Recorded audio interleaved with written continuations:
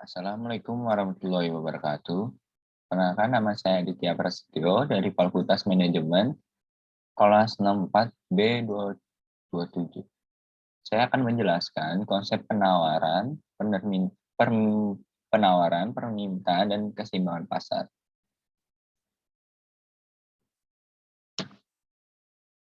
Yang pertama dari permintaan. Permintaan adalah berbagai jumlah barang dan jasa yang diminta pada berbagai tingkat harga pada waktu dan tempat tertentu. Jadi, permintaan kita meminta barang atau jasa dalam waktu dan tertentu yang dengan tingkat harga dan waktu. Seperti kita meminta barang, itu kita memesan Shopee.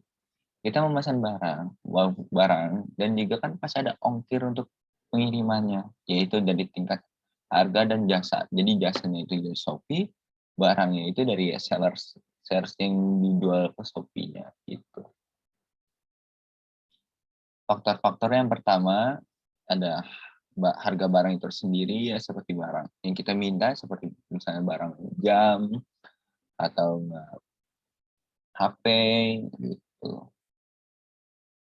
Harga barang lain berkaitan dengan barang tersebut, ya seperti jam kan ada banyak merek, ya ada jam Swiss atau jam Rolex. Dari brand-brand tersebut kan ada beda harganya, terus dari produksinya itu sendiri berbeda, dan juga kan dari brand dan merek itu kan atau tingkat produksinya itu berbeda gitu. Dan tingkat konsumennya pun, peminatnya. Tujuan permintaan ada 3, yaitu hukum permintaan, daftar permintaan, dan kurva permintaan. Hukum permintaan adalah semakin rendah harga suatu barang dan semakin banyak barang tersebut. Ya seperti kita menjual barang. Kita menjual makanan ringan atau misalnya ciki harga 2.000-an. Kita jual ke misalnya anak-anak atau remaja. Pasti hukum permintaan banyak walaupun kan harganya rendah. Tuh, harga yang kita jual tuh rendah, pasti peminat itu banyak. Seperti itu. Yang kedua itu daftar permintaan. Daftar permintaan adalah suatu tabel yang memberi gambaran dalam angka-angka tentang hubungan antara harga dan jumlah barang. Ya seperti tadi tabel misalnya harga barang A ini sekian, B sekian, seperti itu sih.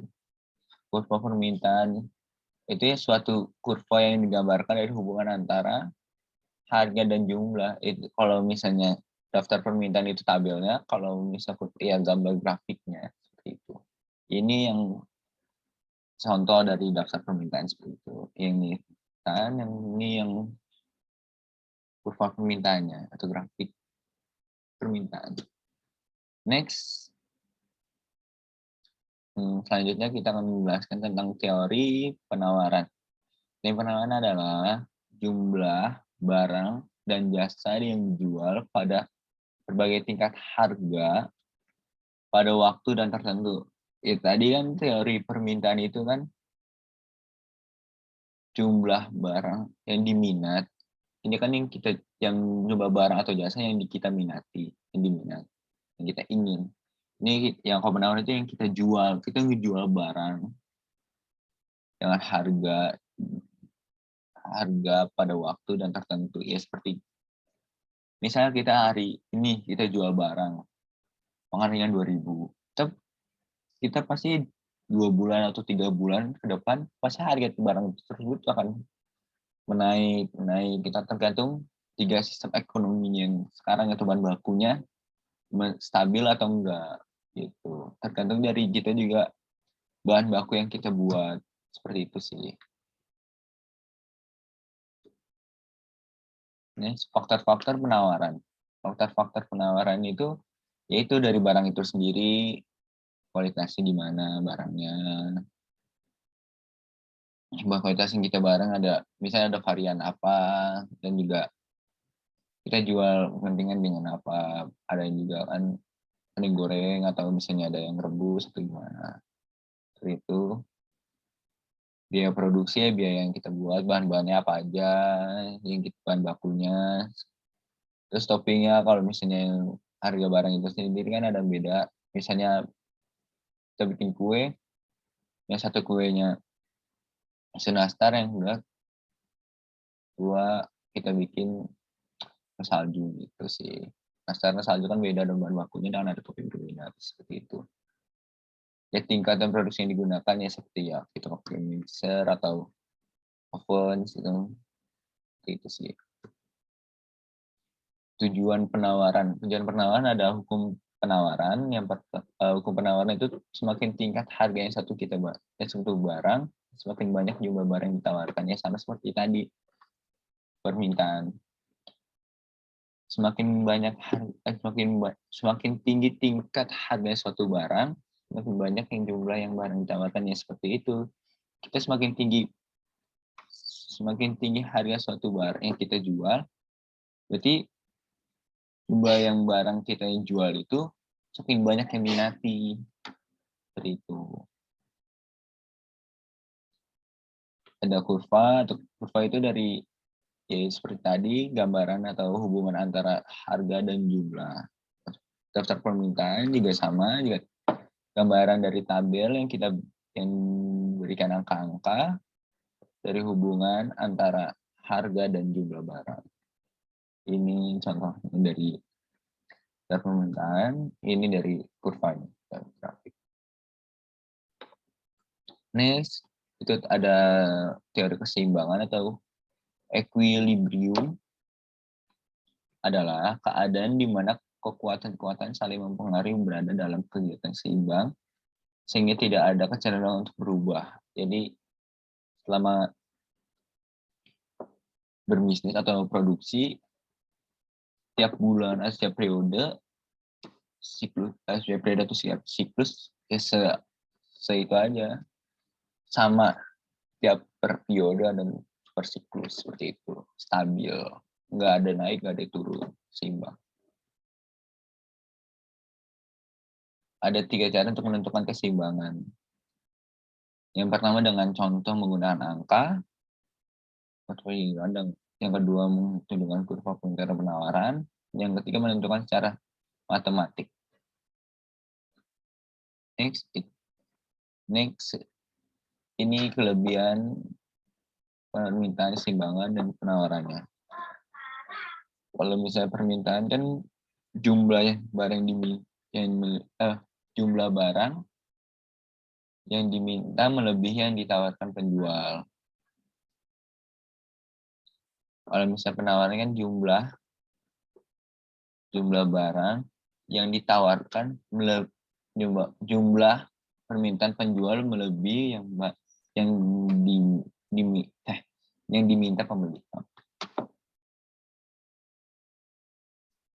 Rumusnya yang equilibrium, yang pertama ada persamaan permintaan, ada QD sama dengan C dikurang DP, yang kedua ada persamaan penawaran atau QS sama dengan M tambah NP.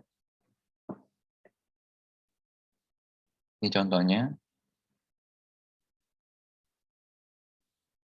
Andai persamaan permintaan karet alam di suatu kampung. Suatu kampung adalah QD adalah 1.300 dikurang P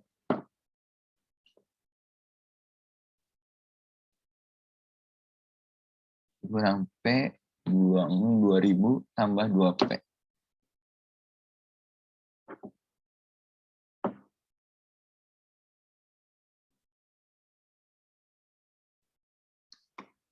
Jawabannya adalah ID sama dengan QS 1.300 dikurang P sama dengan min 20.000 min 2000 tambah 2P.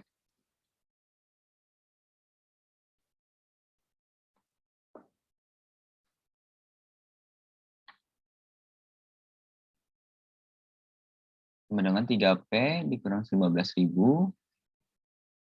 P sama dengan 5.000. Maaf, 5.500.000. Maka tingkat harga ekuilibrium adalah Rp500.000. Maka QD sama dengan 1.300 dikurang 500. Sama dengan jumlahnya 800 kg. QE sama dengan min 200 min 2000 ditambah 2